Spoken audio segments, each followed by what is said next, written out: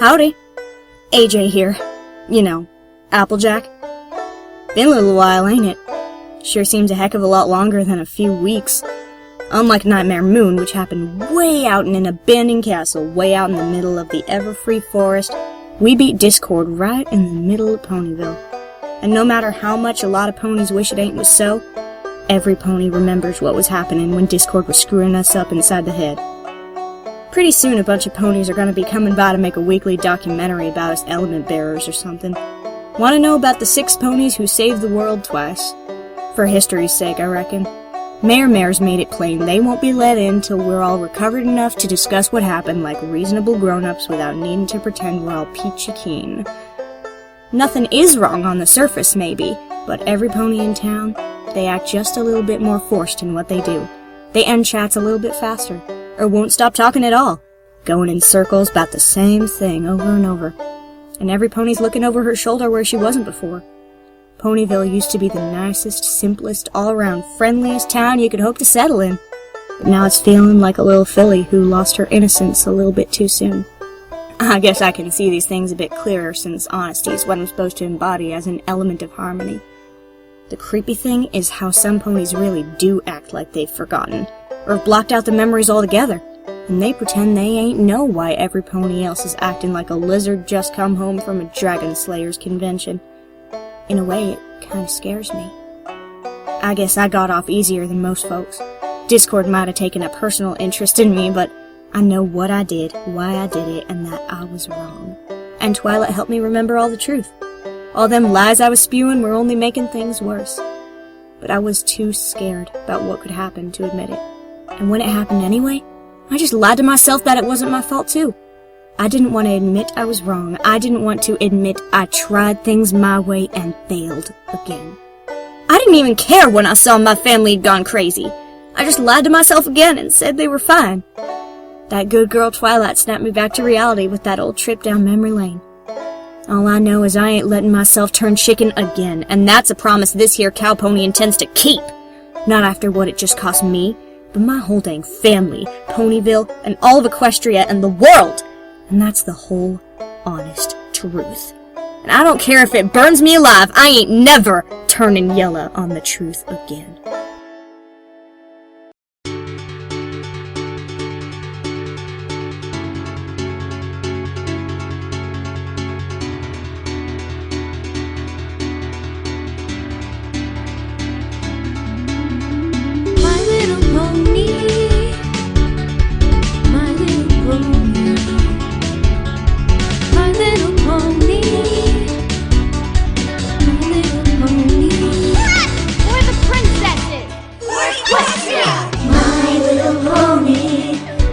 Broken, that is true. My little pony. But I know our bonds will see us through. The world fell apart, it seems.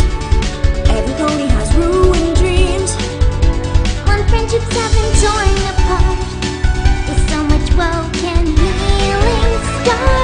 Though Discord's taint may still remain, he couldn't stop our friendship's flame.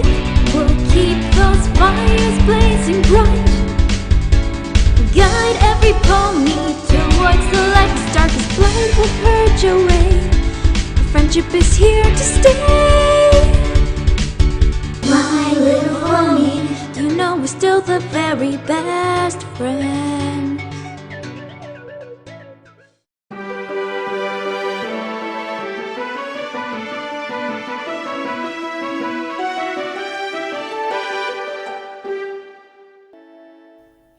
Of all the things I expected to happen today, you can bet getting a personal summons from the princess with the other gals ain't invited wasn't one. And being told to take along my little sister Apple Bloom was even less expected, being brought there by a royal Pegasus chariot. Let's say that were not on my to-do list either. Apple Bloom. Where to begin? She was all surprised and more than a little scared meeting the princess. For about 10 whole seconds. Then she was running up the wall saying how she'd be a Cutie Mark Crusader Royal something or other. Big Mac promised he could handle the farm for the day without trouble. Wasn't sure how much of that was true. Big Macintosh had been working hard, sure enough, but He's been avoiding Winona like the cutie pox and treating work in the fields he's been tilling and plowing all his life like he's taken a bad-tasting medicine. I swear I saw him doing it with his eyes closed. I kinda knew better than to ask him to dig a hole for new saplings. At least all Granny Smith's been saying is her rear legs hurt something fierce after all that dancing Discord made her do. Maybe we oughta all bite the apple core and pay the head doctors a visit. Anyway, Celestia's boys are right on sign. Up into the air we go. What the heck were the gals who invented this thing thinking? Apple Bloom doesn't know she's supposed to be scared out of her wits being this high up. I make sure she ain't rocking the chariot. She ain't liking me putting the brakes on our party, but better me than the ground. I admit, the view ain't that bad. And that's when it really hits me. This is the first time Apple Bloom's ever been to Canterlot.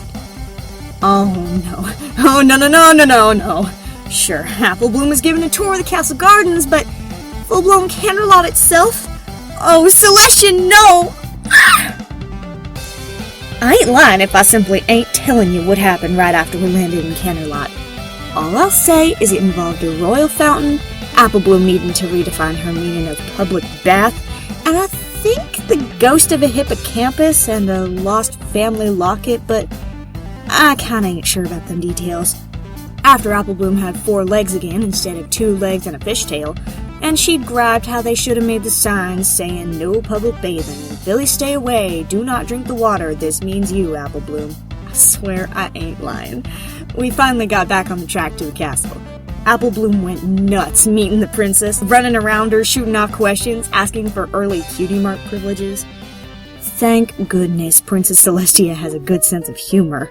She lets Apple Bloom go on for a bit, then she politely, telekinetically moved Apple Bloom back to my side.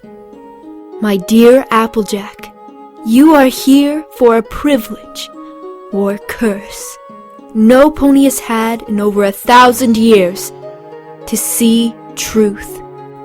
To see the truth? You gonna give me a lie detector vision or something? Wow! Can I have it too? Oh no, nothing quite like that. So, why'd you ask me to bring Apple Bloom? She is here completely for your sake, Applejack, and no one else's. I prefer to explain things a tad more privately. Now, may you both please take a few steps back? We both did so. Celestia's horn glowed, doors and windows shut and locked themselves. The carpet we'd been standing on rolled to one side, and the stones that made up the floor floated apart. Floating like stars in the heavens, they rearranged themselves to make a spiral staircase. Is there treasure down there? Or a dragon? Or dragon treasure? Or a dragon made of treasure? Or maybe the magic gem that's secretly the source of all cutie marks that— Apple Bloom, don't go turning into Pinkie Pie. Oh, sorry. Follow me, please, and do watch your step. It's a long way down. We obediently followed our Princess of the Sun, and the stones above magicked all back into place all neat-like. I really hoped Celestia didn't suddenly suffer a stroke or need to suddenly teleport somewhere else and forget about us. I really didn't like the idea of suffocating slowly to death in the dark. Celestia's horn was the only light source. The stones weren't like the rest of Canterlot, polished to perfection. These here stones were dank, dusty, and rough. Apple Bloom kept her mouth shut as we spent the next couple minutes just going down and down and down. Applejack, how have you been since Discord's second sealing? I've been doing better than most pony folks, I think. I know what I did wrong, and I'm aiming not to do it again. But, Big Sister, there's no way you'd ever— Not now, Apple Bloom. So, tell me again how Discord tainted you. Please, Applejack. Well, we all got separated in the maze. I followed some apples shaped like my cutie mark, and then I ran into a bunch of apple trees, and some big talking piles of apples saying they were the keepers of the Grove of Truth or some such. They said I could ask any question I wanted. I asked how our quest would go, and they showed me and my friends breaking up. And Discord told me truth could be cruel, and lies were kinder. That changed me. And that was when Twilight found me. And now? I know now that the truth ain't something to run from. You have to face it head on. A realist approach. How rare in a place of living ideals like Equestria. Huh? You saying it's wrong? It's not right or wrong. It simply is. Now, I will ask you this, Applejack. Do you wish to know the truth of that statement? You mean my insight regarding the truth? Yes. Then we're here. She stopped. Huh? When did we reach the end of the stairs? But them big doors didn't come out of nowhere, did they? I'm tired of walking. Couldn't y'all have teleported us here? Apple Bloom! I could have, but then what would have been the point? The door had the same seal as the one for the Elements of Harmony, except there was a second door with the symbol of the moon on it too. Celestia inserted her horn and the lines on the door glowed and it swung open. Still dank, still dark, still not all pretty-like, but a really big room. Circular, with a path along the edge and a short but really wide drop in the middle with a railing. There were gears and cogs sticking out in places. We stepped inside, us two Earth ponies staring slack-jawed when the door behind us closed on its own. That was when I saw someone I never expected to see. Princess Luna? A pleasure to see you again, Applejack. I'm sorry this isn't a time for me to get to know you better. Wow!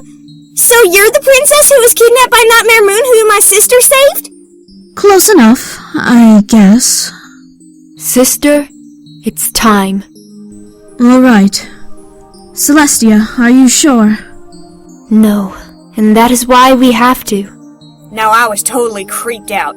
Celestia not sure about something? That was just wrong. The alicorns flew to the opposite ends of the room and inserted their horns into locks like the ones outside. The lines on the spiral shuddered, glowed, and uncoiled, revealing a huge, perfectly reflective pool of something. I wasn't sure it was water or some other liquid. It was so perfectly smooth. Some have called this the Well of Infinity. Others have called it the Pool of Truths. Others, the sun and the moon's shadow, or simply truth. But whatever name ponies have given it, it has existed for eons. To look into this pool when it's active is to behold truth. Wait, so if this here thing is a no-stuff thingy, how often do you use it? And why couldn't you use it to help beat Discord? Applejack, you could live to be 100, and you will never know the answer to that first question. Second, Discord is often unpredictable, even by truth standards. Thirdly, this is not some lexicon where you can just skim through the index. And that aside, it takes 2 alicorns' magics for it to be awakened. And Luna has spent the last year recovering from her own corruption. Lexi, what? A big book on knowing a lot about a certain thing. Oh, okay. Wait, if this thing knows lots of stuff... Hey! Apple Bloom climbed on top of the stone railing and looked over the edge. Well of Infinitor or whatever. What's my cutie mark and how do I get it? Apple Bloom? It's all right, Applejack. Apple Bloom is perhaps the safest one here. Say what? Apple Bloom is, more or less, still innocent. And to the vision of any innocent soul, truth is one big, glorified mirror. Why does everyone treat me like I'm still a foal? Besides, it's not even active yet. Though maybe innocent isn't quite the right word for Apple Bloom. I see you meant. Not what my sister meant. Luna said, sounding for just a bit like the Nightmare Moon I knew. She sounded like she knew the one word that would reduce Apple Bloom to tears. I didn't like that. There is nothing my moon's light touches that I can't see. Nothing. And when I returned, my sister and I promised that there would be no more secrets between us. I shivered under those eyes as cold as midnight. Nothing? Every hidden lover's kiss, every earth pony ritual under the full moon. Luna saw them all, which meant Celestia knew of them. It was more than a little scary. Luna, remember what we talked about? Sorry. Apple Bloom, what's she mean? She'll tell you when she's ready. There are some pains that, when forced out, do more harm than good.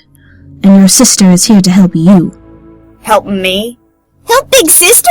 Look, I think we're as private-like as you can get in Equestria. So what in tarnation is this here all about already? Discord used you and the others to attack Twilight from all sides. Pinkie Pie was lied to, Applejack. Fluttershy was forced. Rainbow Dash was trapped by an impossible choice, and Rarity was attacked from within by her own inner demon. You, however, were crushed by the full weight of your element.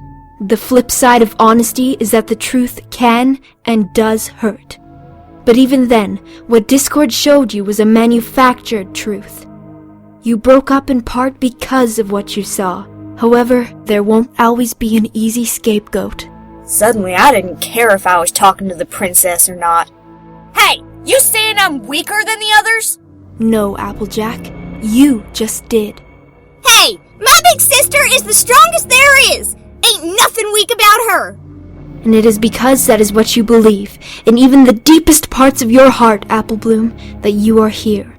Wait, is this a trial or something and Apple Bloom's my defense? Huh? What? No, it isn't. What gave you that idea? You are not under trial or being punished or under suspicion of anything. Applejack, you are here to learn. Learn what? You say you understand truth is harsh, but until you see the full truth of that statement for real, as opposed to a vision jury-rigged to bring itself about, you and your element are keeping each other from reaching your full potential. Everything here is to help you, Applejack. Not test or punish you. However, to see truth is painful. I will not ask you, regardless of your choice, to give up the element of honesty. There will be no dishonor, no shame, or loss of your friendship with the others if you refuse. So, Abigail Jacqueline, the fifth of the fifth line, I ask you once, will you look into truth? Yes.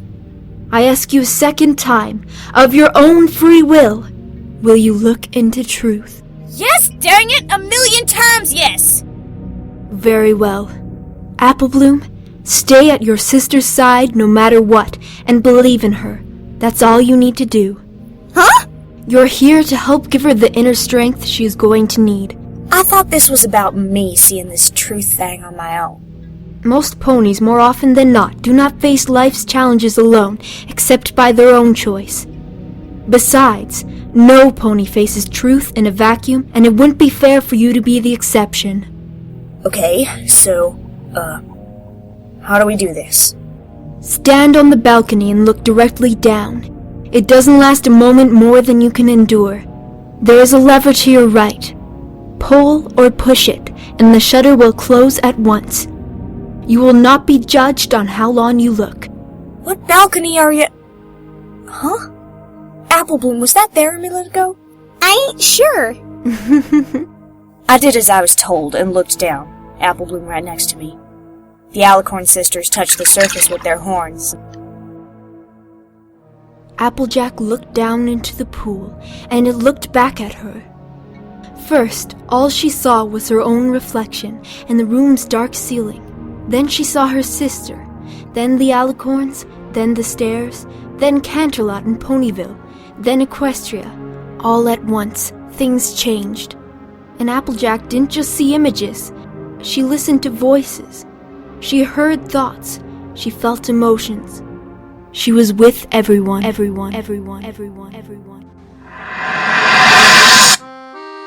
The blue and pink twins, Aloe and Lotus, hugged themselves in separate blankets back to back, feeling ashamed of the Roshan and involuntary shudders at each other's even indirect touch. Having spent most of Discord's reign as a two-headed pony with no rear end connected at the waist, the two had stood alongside each other their entire lives and were proud of that. And now, just being near each other felt painful. It wasn't fair. Their entire lives they had acted like two halves of a whole and gave each other strength.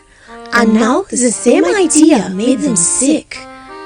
Aloe's eyes misted over, and Lotus wanted so badly to hug her sister. But the images of being the two-headed pony trying to go in two different directions flashed through her mind, making her muscles freeze. It had taken this long just so they could make eye contact again. A little blue earth pony named Archer was curled up in her bed, hugging the sheets for dear life like a cocoon. Her namesake lay at the far end of her room where she'd thrown it after Discord was resealed. The memories wouldn't stop repeating. She'd grown wings like a Pegasus and flew about. Armed with an unlimited supply of arrows, she'd happily shot the flanks, legs, and throat of any pony that caught her eye, laughing playfully the whole time. Archer hadn't been able to even look at the bow and arrow she had gotten for her quinceañera. Her parents, including her mother, who she had shot 5 times, kept telling her she wasn't a bad pony, that she didn't do those things because she wanted to or could help herself. But the memories kept repeating every time she closed her eyes. A pony with an hourglass cutie mark had locked himself in a little blue shed and not come out since the incident in spite of protests from his friends.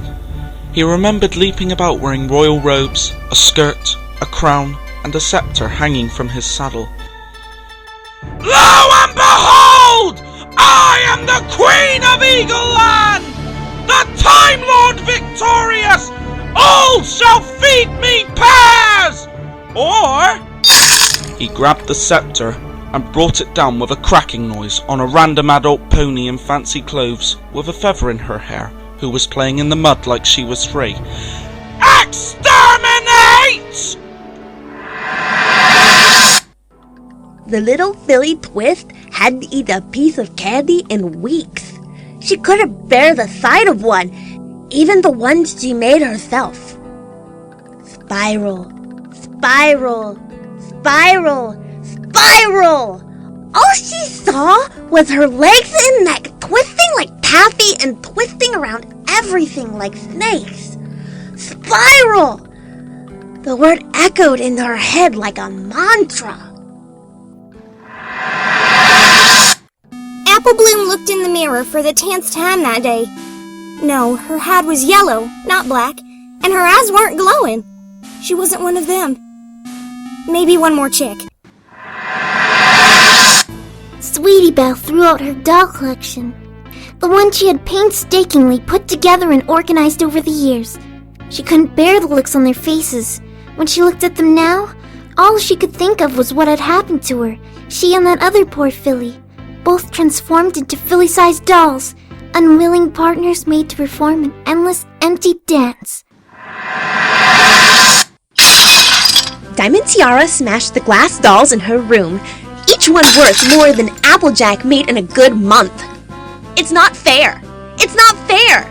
Mama was free and I couldn't even hug her. It's not fair. She actually threw a couple at a few brave servants that dared see what the trouble was, beating a couple on the head. Diamond Tiara had turned into a pony-sized dress-up doll and wandered about until she'd found another living dress-up doll to dance with. That had been Sweetie Belle. For a bit, they had joined together in ballet pirouettes. Then they took off their heads and legs and tails and began exchanging body parts. Golden Tiara, better known to everyone else as Screwball, floated above the chaos, laughing at the antics that made perfect sense to her. The unicorn Lyra and the earth pony Bonbon kept coming up with excuses not to come within 100 hoof-falls of each other. Normally, finding the two apart was impossible. Lyra remembered worse than Bonbon. Lyra remembered her own voice sounding like an out-of-tune harp, and gleefully and eagerly stomping her hoof down on her best friend, who was now filled with creamy filling. Again and again and again, the hungry grin never leaving her face. She had barely stopped herself from hanging herself with her own harp strings after the world was sane again. Silver Spoon had locked herself in her room and had refused to come out. It was there. The family axe. How her father had laughed while trying to behead his daughter with their ancestral weapon. Silver Spoon had ran like mad, her eyes now on her glasses, and her body now transformed from flesh and blood to the actual metal silver. Photo finish stripped over the triple-layer dress she was wearing again. Thankfully not in front of her entourage this time. The footage from the security cameras of her own home had gotten into the filthy hooves of the tabloids somehow, Showed her running around naked, eating her own dresses. Blue Blood screamed in terror at the sight of the sun again, the royal guards restraining him to take him back inside. A few weeks ago he had been turned into a mare made of living ice, running for her life from a stallion made of solar flames, who wanted to cuddle and caress and ravish her. Philomena wouldn't go into a cage, even when Celestia outright ordered her to, instead roosting at the tallest parts of the castle.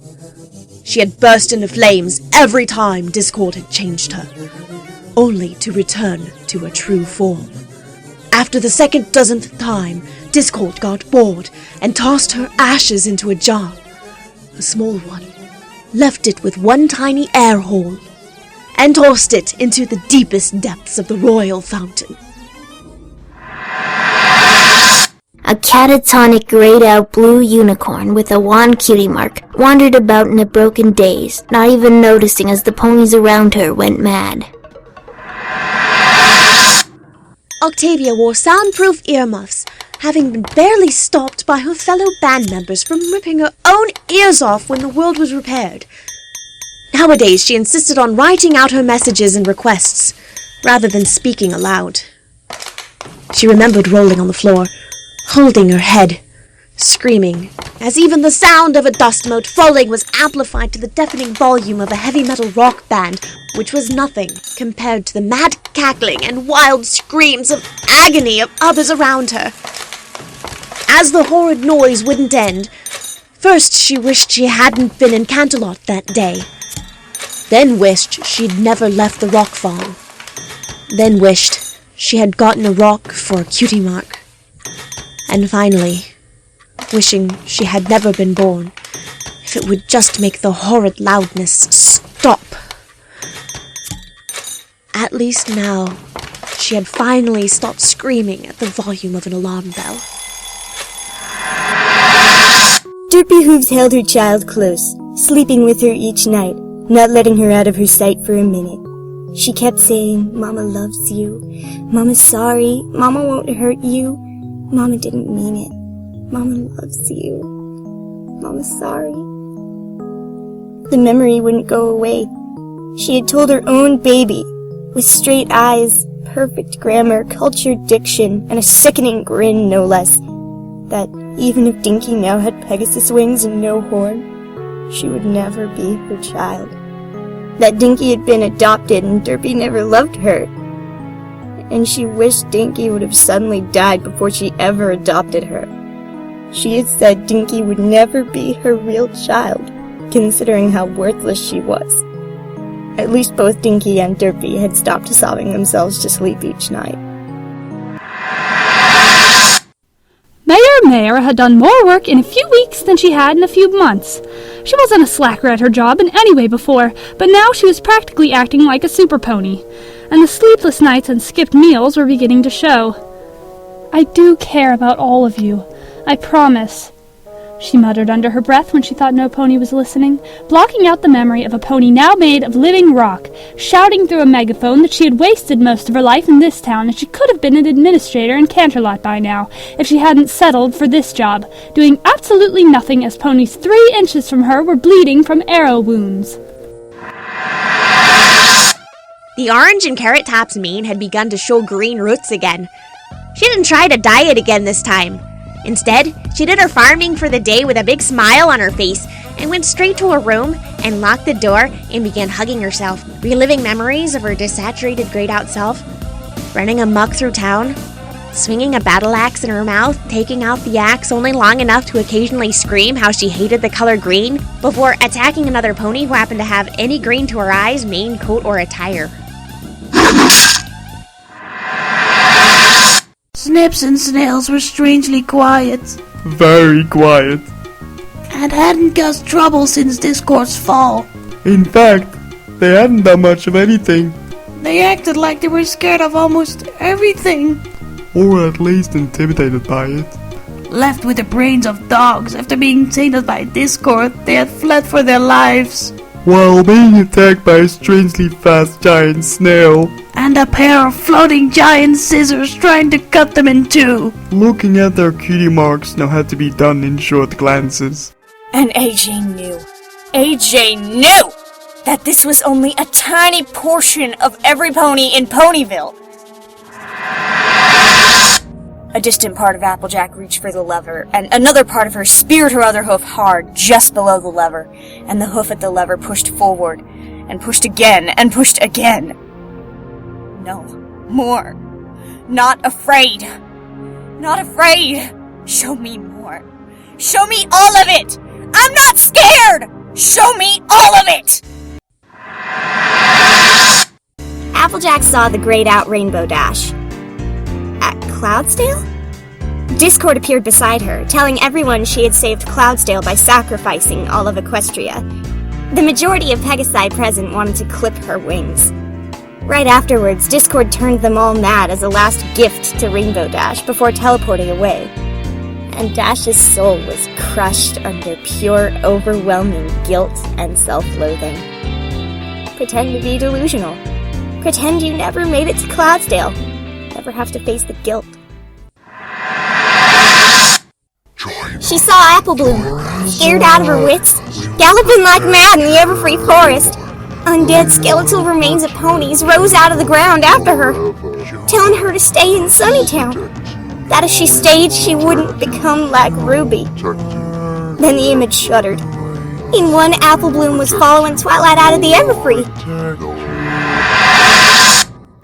In the other, a new resident of Sunnytown was enjoying a party. Barely 2 days later, Applejack was ripping the Everfree Forest apart, bucking trees out of the ground one after another, snarling and swearing to Everfree itself she'd uproot the entire forest until it coughed up her little sister. Her friends helped at first before restraining her to keep her from working herself to death. She escaped and got back to work. Zecora finally came and told Applejack what she needed to know. And Applejack found her now cursed little sister. Proceeded to tear Sunny down to its foundations and bucked the head off every zombie pony that lived there. Now Applejack saw Twilight Sparkle and Trixie surrounded by black storm clouds. They stood atop a stone platform, supported only by a long straight staircase. Trixie was wearing a silver necklace with 6 black gems. Applejack noticed this Trixie, however, had a purple and white star cutie mark, an exact inversion of Twilight's white and purple cutie mark. Twilight screamed, "Sis! Stop this! We are not sisters! Celestia may have raised us together, but she only ever considered you worthy of anything." "That's a lie, Trixie! Who's been filling your head with this nonsense?" And now it was Trixie on the stairs begging her foster sister Twilight to stop this insanity and come home to their adopted mother Celestia. Another image of Twilight, this time writing something down and hiding it just before Master Discord retracted the memory revitalization spell he himself had cast on her to amuse himself. For a few precious minutes, Twilight again remembered how things had really been. Now the same Twilight, still grayish, but now with memories of herself from before talking to a filly named Apple Pie, who was apparently a descendant of Apple Bloom and one of Octavia Pie's cults after they had fled what Ponyville had become. Apple Pie smiled at Twilight tragedy and said, "Hey, even in the darkest of times, you have to find something to laugh about." The scene shifted again, this time much closer to the reality Applejack knew, but time was racing forward. Now Winona was an old dog Apple Bloom needed to drag upstairs in her mouth. Then the apples gathered around the small unmarked grave of the ancient loyal dog. AJ noticed this Apple Bloom now had her cutie mark, but the scene shifted before she could distinguish it properly.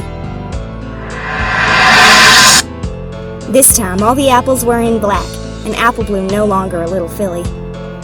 They all surrounded Granny Smith's tombstone, weeping bitterly. In the blink of an eye, Apple Bloom, now with streaks of gray in her mane, was surrounded by her fully grown male children, her husband a bit behind her. She visited the graves of her brother and sister on the anniversary of their deaths. Then her sons, entering their twilight years themselves, accompanied by their children and grandchildren, mourned Granny Bloom's death. The images shifted once more. A much larger Spike now carried a wrinkled Rarity on his back, as though he was her elephant. Rarity wore a face veil and acted like she was royalty, but Spike showed not the faintest trace of resentment.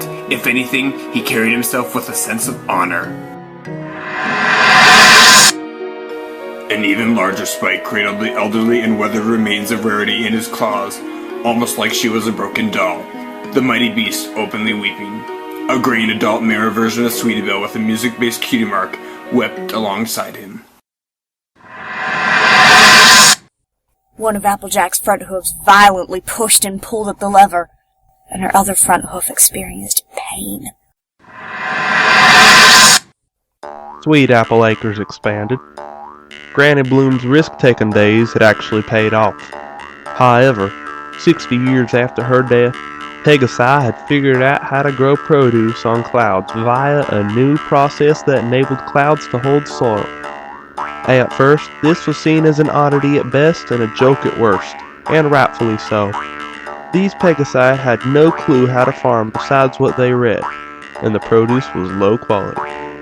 But with more direct access to the weather system and sunlight, they managed to slowly outpace the Earth Pony farm market once their product quality had improved.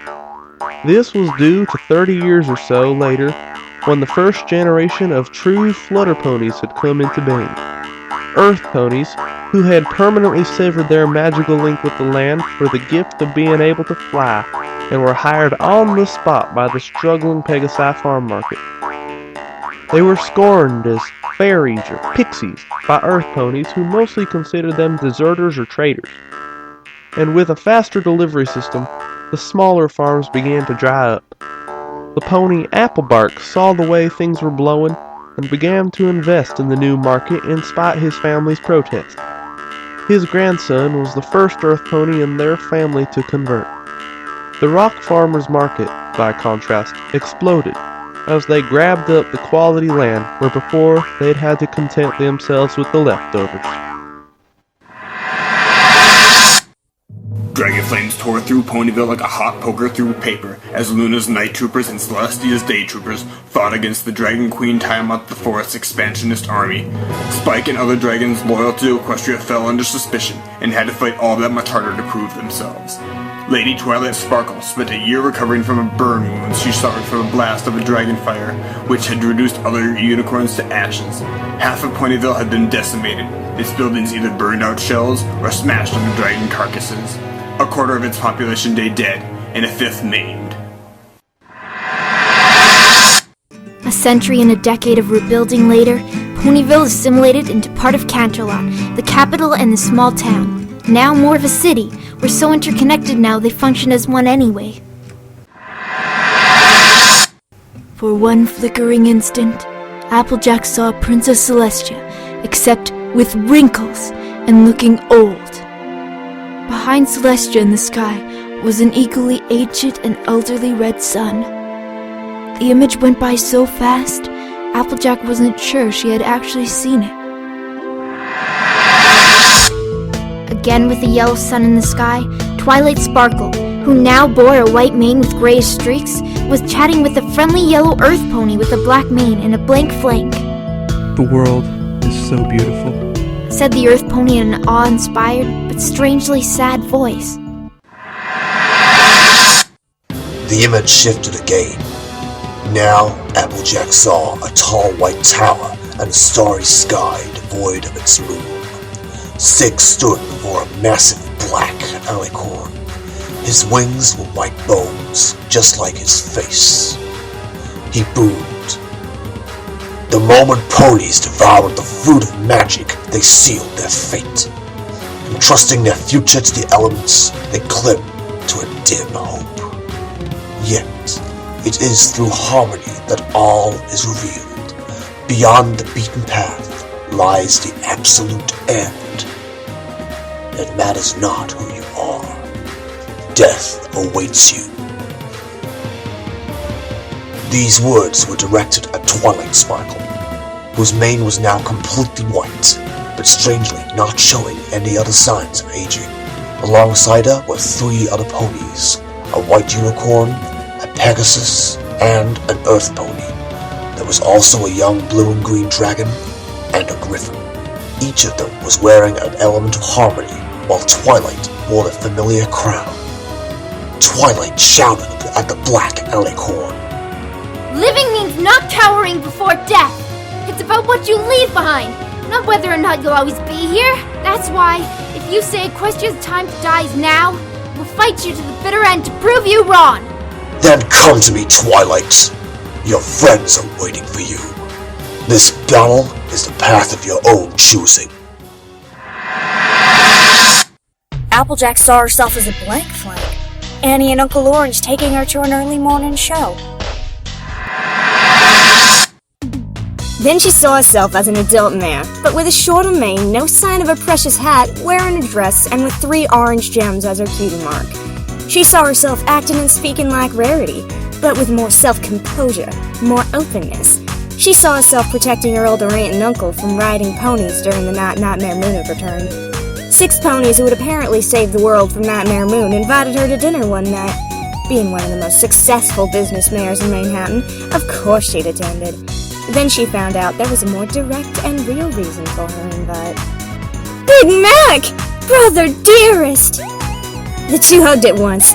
Orange Jack kept asking why her brother hadn't told her he had helped save the world.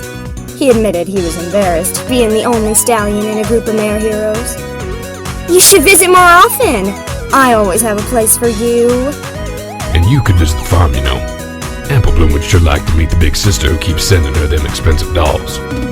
Brother dearest, we've been over this many a time. I have a lot of businesses to run. I can't abandon my responsibilities just for nostalgia. I'm not talking about going back. Just visit. I promise. Granny Smith won't try to guilt trip you this time. I shall consider it sincerely, brother dearest. Then the image shuffled again, showing 2 scenes at once. One showed Applejack meeting a polite but down-to-earth pony in Ponyville. She couldn't see his face, dang it, but they hit it off on the dance floor at Pinkie Pie's town-wide party, and with each other. He had been a drifter, just passing through town, nothing fancy, but he found something special in her. Said it was nice to meet a mare who didn't play mind games with him. And 2 years later, alongside her husband, she gazed down proudly at a newborn yellow male foal with a matching mane. The proud mother whispered the foal's name, too softly for Applejack to hear. The others showed Orange Jack meeting an on-the-edge-of-your-seat unicorn stallion whose sense of adventure caught Orange Jack's eye at that year's Grand Galloping Gala. For the next year, she kept making excuses to visit him. A year later, she got tired of waiting and asked him to marry her. And then again came the image of a proud mother with her newborn, a red unicorn filly with a green mane. When the nurse asked her what her name was, all Applejack managed to hear was that her name began with, No! It ain't fair! It ain't fair! It ain't fair! Applejack stared at the pool. Her eyes were like billiard balls. Her pupils were huge. Tears were streaming down her face. Not fair! Ain't fair! Applejack! That's enough! Just stop! AJ didn't respond. Tia! Her hooves! Celestia's eyes widened. While one of AJ's hooves was indeed on the lever and trying to pull it, another one was jammed in the gears to prevent the mechanism from closing. Celestia knew there was no way that could have been anything but intentional. Apple Bloom! Pull your sister's hoof out of the gears right now! Apple Bloom didn't need to be told twice.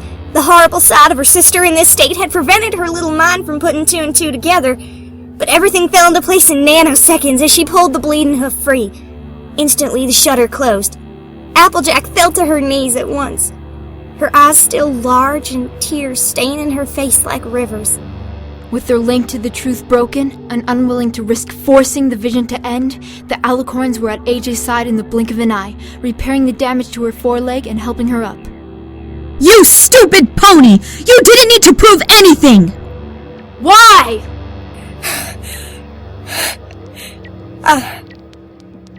I said I wouldn't be scared of the truth. So I wasn't gonna let myself turn and chicken get in the way of seeing it all. Celestia let out Equestria's smallest laugh, blinked tears, and wrapped her neck and wings around the orange earth pony. Oh, Applejack, you silly pony.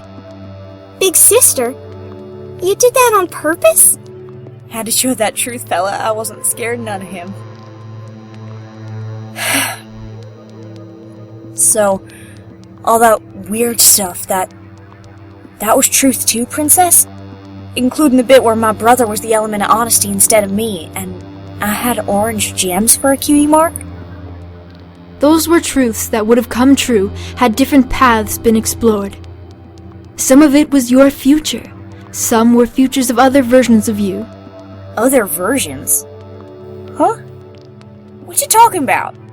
One moment, Luna said, and tapped her horn on Apple Bloom's forehead. I promise you'll remember every detail of today when you wake up. But for now, have sweet dreams. Dream you're playing with Ruby.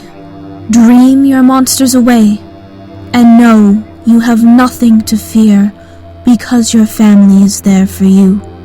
Apple Bloom fell asleep, still on her hooves. What was that for? She's endured already more than any filly her age should have to. I know. Now. So, my son, my daughter, they're both real? But that ain't fair. That things are not fair is why the truth brings pain, Applejack. I didn't know what you'd see. But everyone sees paths they chose not to explore and dismissed. But I felt it. I loved them both. And I always told myself I'd have been miserable if I'd stayed in Manhattan. Or I'd have become one of them selfish, arrogant snobs. I told myself even if I somehow got happy there, I'd have to turn into a cold-blooded, cutthroat business mare just to get ahead. I didn't think that life would have turned out as wonderful as that. Neither of those young'uns of mine deserve to simply not exist. Both will live in their particular path. In turn, they will grow to make their own choices. And both, down the road, will make you proud. I think I finally understand. I knew everyone was suffering, but I was just blanketing them all together. Like they were all having the same problem. I guess maybe I'm gonna take a nap now. Such a silly pony. I know, Lulu, I know. But she's wonderful for it. The two apples were brought back upstairs and slept in royal guest rooms. They were flown home the next morning. Apple Bloom seemed calmer, more in control of herself. AJ didn't get any farm chores done that whole day. She had a lot of work to do. First, she played with Winona, telling her what a great dog she was. Then she told Granny Smith that she'd always be a wonderful dancer. She also told Big Macintosh that she knew he was as much of a hero as she and her 5-element-bearing friends were. She also had Apple Bloom tell her all about her adventure in Sunnytown, hugged her and told her that she was safe and that she was a very, very, very brave pony. She could have froze up and let those monsters take her, but she didn't. She wrote a letter to Aunt and Uncle Orange, telling them in no uncertain terms that she would always love them. She also visited Rainbow Dash via Twilight Sparkle's balloon and thanked the stars above that Twilight's cloud-walking spell was long-lasting. Rainbow Dash, of course, was very surprised to see her. AJ said, Dashy, I know what happened at Cloudsdale, the real story. And I forgive you. Discord would have made whatever choice you made worse. And I know the others will forgive you too. Rainbow Dash's hug was very unexpected. Applejack did a lot of walking around Ponyville that day, and that evening too, visiting quite a few new addresses. You two being together is still your strength. If you let yourselves be broken apart because of this, you're letting Discord have the last laugh. She told Aloe and Lotus. Discord is the one who hurt those ponies, not you. Would you ever do a thing like that? No? Then it wasn't you. You have a special talent, same as any pony. Use it to protect ponies, prove Discord wrong about what your talent means, she said to Archer.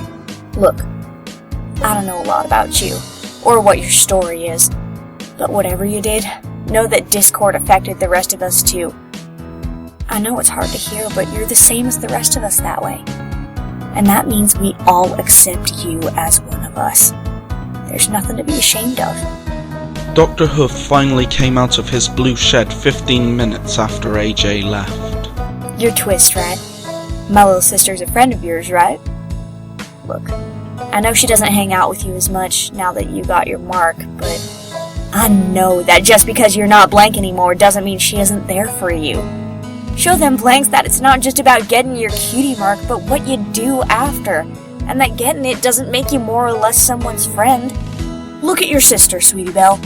After Discord, she acted like she was walking on nails around her own jewels. But she fought it and beat it. And if she can, then you can too. Those dolls are yours. You're not theirs. I just want to speak to your daughter. I'm not selling nothing. Oh, come on, please.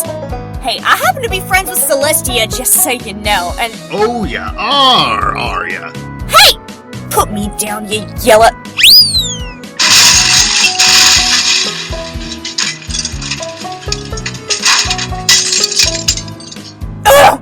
AJ sighed and walked away from the Tiara household. You know that Lyra wouldn't have ever done that if that was really Lyra. And you know that you'd never do that to Bon Bon if that was really you. Take it from someone who knows what you went through. That wasn't you. Don't prove that scumbag right by letting your friendship die on his account. Huh? No! I'm not a kidnapper! I just had a bit of a bad experience trying to talk to some ponies in big houses. Listen, just because your glasses help you see doesn't mean they are your eyes. And your name is your name. It doesn't make you you. Cheerilee is a teacher, and that fact has nothing to do with her name or how her cutie mark looks. You can still be whoever you want to be.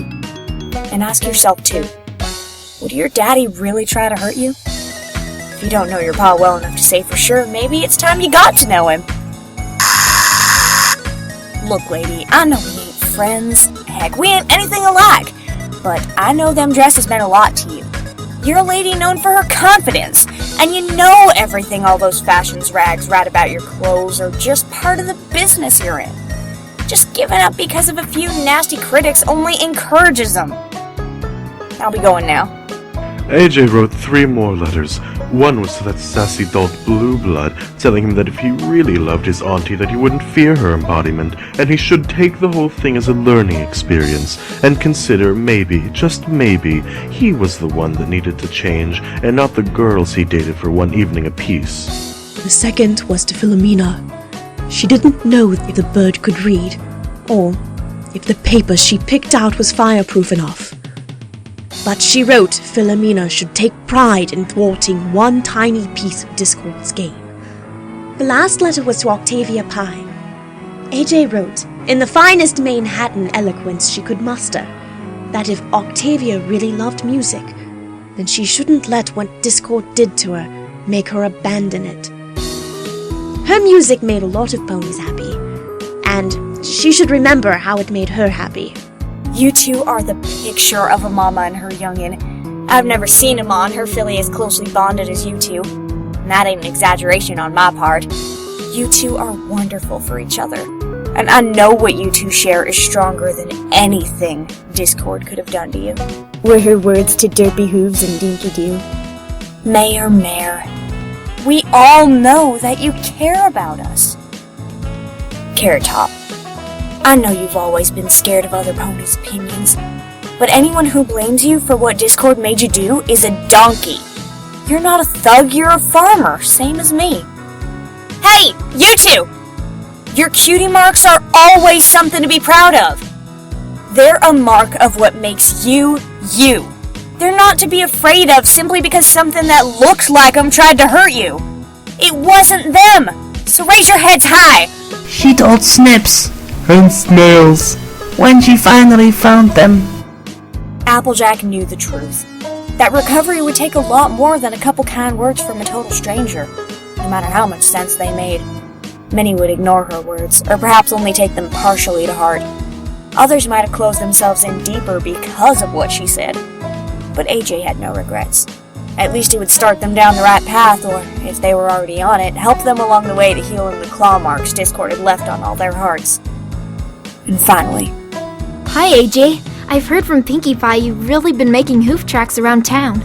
Sure have, Twilight.